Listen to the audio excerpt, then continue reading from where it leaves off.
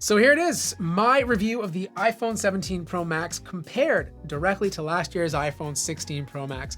Now this will give you a clear idea of what's actually new. And spoiler alert, it's not a massive leap. And usually I don't recommend upgrading from just one generation back. But there is one reason you might seriously consider it, which I'm going to talk about shortly. Now Apple did tweak the design just enough to make it feel new. It's a little thicker and technically heavier, but because they rounded off the edges, it just doesn't feel as sharp. Like the 17 Pro Max is actually more comfortable to hold. It feels friendlier, if that makes any sense. And I know this sounds super cliche, but you'll know exactly what I mean once you pick it up. Not a big deal if you rock a case, but for those of you who go caseless, you're definitely going to prefer the new feel. Apple also went back to aluminum this year, but with less glass on the back. Now that's not just a design choice, it actually helps with heat dissipation, especially the new vapor chamber inside. Personally, I think the 16 Pro Max feels a bit more solid. Like because there is no camera plateau at the back, it's more, I don't know, tight, if that makes any sense. So there's a little bit of premium or classiness here that the iPhone 17 Pro Max lacks. And if you're one of those people who set their phone flat on a desk, you'll notice it rocks a little bit less than before, though it still wiggles a tiny bit. That plateau keeps it a bit more sturdy. The displays on both of these devices are still 6.9 inches with 120 Hz ProMotion, but the big change is the brightness. The iPhone 17 Pro Max now hits up to 3000 nits of peak brightness, and I do notice this outdoors. And Apple also added a new anti-reflective coating. It's noticeably better, but not quite as aggressive what Samsung did with the Galaxy S25 Ultra. Like to give you some context, I'd say the iPhone 17 Pro Max reduces it about 30% more, but compared to the S25 Ultra, you're looking at around a 75% reduction. Like I want that Ultra anti-reflective coating on every smartphone.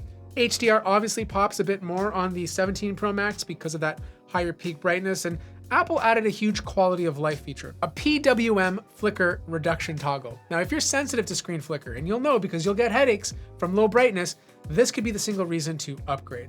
Other phones are doing it differently, but Apple finally has a toggle. And no, it's not coming to the 16 Pro Max with iOS 26. This is exclusive to the entire iPhone 17 lineup, including the iPhone Air. But the speakers sound fuller this year, slightly deeper bass, and for some reason, voices and podcasts sound slightly crispier, if that makes any sense. And look, it's not night and day different, it's not significantly louder, it just sounds tighter. But you can hear the difference, and I'm gonna play a little example.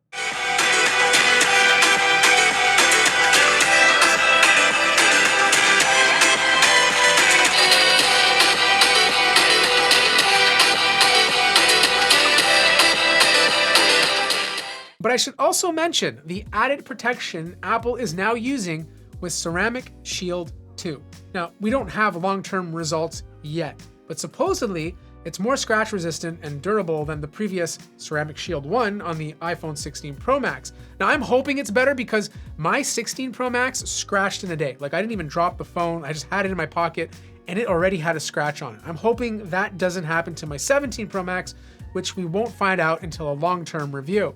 But if you want to make sure you keep your phone protected from day one, ESR, the sponsor of this video, has a new lineup that gives you the ultimate protection all around with cases that are built for the iPhone 17 Pro Max redesigned camera bar. Both the classic hybrid magnetic case and the cyber tough magnetic case feature dual layer camera protection, a versatile stash stand that flips out for hands-free viewing at any angle, but never interferes with the charging, and it's paired with full lens coverage, so they stay safe from scratches and expensive repair bills. They even included a built-in camera control cover. Now here's the difference. The classic hybrid is clear and slim, letting you show off your iPhone's design while still delivering peak performance for MagSafe. It's lightweight, minimal, and great if you want protection without hiding the phone. The CyberTough is the beast. Rugged corners, 3-layer design, and tested for 23-foot drop protection. This thing literally exceeds military-grade standards by 7 times. And if you really want to lock things down, pair with ESR's UltraFit ArmorRite Pro screen protector, made with Corning Glass, the supplier of Apple's covered glass since the very first iPhone. It's SGS certified and delivers 10 times the impact absorption of generic protectors. Plus, the UltraFit tray makes it an effortless fit, easy protection, 2 steps, dust-free, and bubble free. So if you're upgrading the iPhone 17 Pro Max, the ESR cases and screen protectors are worth checking out. I'll place links in the description below. But the biggest improvement this year is the new 18 megapixel front-facing camera. This is where Apple quietly flexed. It uses a larger sensor and supports open gate recording. I mean, you don't need to flip your phone horizontally to capture 16:9 videos. You can do this in vertical orientation. Like, it feels way more natural. Low light selfies look way better. Apple even added auto zoom and rotate to pull more people into the frame like you'd see on their laptops. Personally, I turn this off. It can be very annoying, but the camera quality itself is fantastic. I'd rather just push the little button myself if I want more people in there. Okay, so this is during the day now. We're doing a comparison between the 17 Pro Max and 16 Pro Max front-facing camera. Let's get a little sunlight on the back of my head, see how that's handled. Obviously, the new center stage camera, 18 megapixels, is supposed to be better. I should also do another little selfie video, one on 16:9, since you can use the whole sensor now on the 17 Pro Max. So this is what it kind of looks like between the 16 Pro Max using it in its typical selfie way. If I was to do it like this and turn it over, it's kind of awkward, whereas I'm always right in the center with this new center stage camera. I don't know, I think a lot of people are going to absolutely love this. Now inside, you got the A19 Pro chip. It's about 30% faster in multi-core performance compared to the A18 Pro, with the usual dominance in single core. In stress tests, I noticed the 17 Pro Max outperformed the 16 Pro Max with the same amount of battery drain. But the weird thing is, at least with my review unit, the 16 Pro Max had better stability. Like, I actually tested this twice, and the 16 Pro Max had less sudden drops. Now this is weird because the 17 Pro Max should be more consistent due to its vapor chamber and material choices. My suggestion is just don't take my review as your guiding light for this one thing. Maybe check out a couple of more and see if they're having the same issues. But I did notice though, just like simply being outside, taking photos, the 16 Pro Max would heat up faster and feel hotter, while the 17 Pro Max just felt warm. Now, the rear cameras. A little bit of a change. The main lens is identical to last year's main lens. In daylight, photos look pretty much the same. Like, you're just not going to notice much of a difference. Sure, maybe exposure is a little better sometimes or more consistent on the 17 Pro Max because of their new computational pipeline, but at the end of the day, these main lenses are identical. Area where it truly changes is when you start to go optical, because the optical sensor on the 17 Pro Max is now 48 megapixels, but it's a 4x telephoto lens. Whereas on the previous iPhone, it was 5x, but only 12 megapixels. So up to about, I don't know, 4x or 5x, they look pretty identical. As soon as you start pushing 8, the 17 Pro Max starts to excel a little bit. Now, once you start going up to the digital zoom of 25x, which is the max for the 16 Pro Max, yes, the 17 Pro Max is going to give you a cleaner shot, especially now that you can zoom all the way up to 40x digitally. But the biggest difference though with these telephoto lenses comes to nighttime photography. Like, if you're shooting at a distance with 4x and above, there's just a lot less noise using the iPhone 17 Pro Max compared to the 16 Pro Max. I also noticed that exposure at night was better on the new iPhone, but the light streaks are not as aggressive on the 17 Pro Max. So it looks like they toned that down a little bit.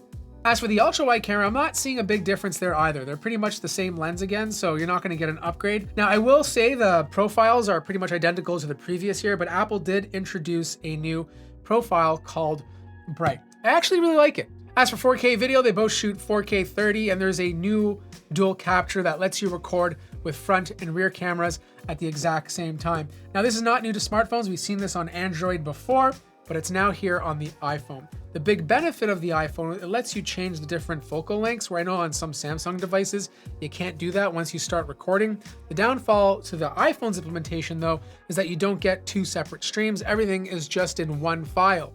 Now, there are a few pro features on this iPhone that might be interesting to some. One, you can now shoot in ProRes RAW, which is fantastic. There's a new ridiculously big 2 terabyte version, which I think some will appreciate, especially if you're recording in ProRes RAW. And there's a Gen Lock feature, which allows you to do simultaneously multiple iPhones at the same time and have them time synced properly. Also, on another positive note, battery life is better. The 17 Pro Max has a bigger 5088 milliamp hour battery compared to the 4685 milliamp hour battery in the 16 Pro Max. Look, I get through the entire day with the 16 Pro Max, but during the year, I noticed that battery life slowly getting worse and worse. This new 17 Pro Max definitely feels better. Like, I can probably use this for a day and a half without needing to charge. And I feel like as time goes on and the battery calibrates, that will even get better. Charging is also a bit faster, especially below 50%. That 50% comes quicker with the new 17 Pro Max, but obviously it starts to slow down right after that. The big question, should you upgrade? Well, if you're on the iPhone 16 Pro Max, probably not. You know, like, the refinements are nice, but they're not going to drastically change your lifestyle. The only reason to make the jump from the 16 Pro Max to the 17 Pro Max is for the selfie cam. Like, that is literally it. Like, if you're someone who's constantly using that, then you'll definitely see some utility from it. If you're on a 15 Pro Max, you'll see maybe a 10 to 15% better camera experience, but that's about it. Like, if your phone is still running great, the battery life is good, maybe wait another year. If you're on the 14 Pro Max or older, yes, the combination of the brighter display, longer battery life, better thermals, and that awesome selfie camera will feel like a huge step forward. Either way, that wraps up my review. If you want to pick up any of these devices along with the ESR cases, I'll place links in the description down below. Let me know if you have any questions, like the video if you liked it, subscribe if you haven't already, and I'll see you guys in the next one.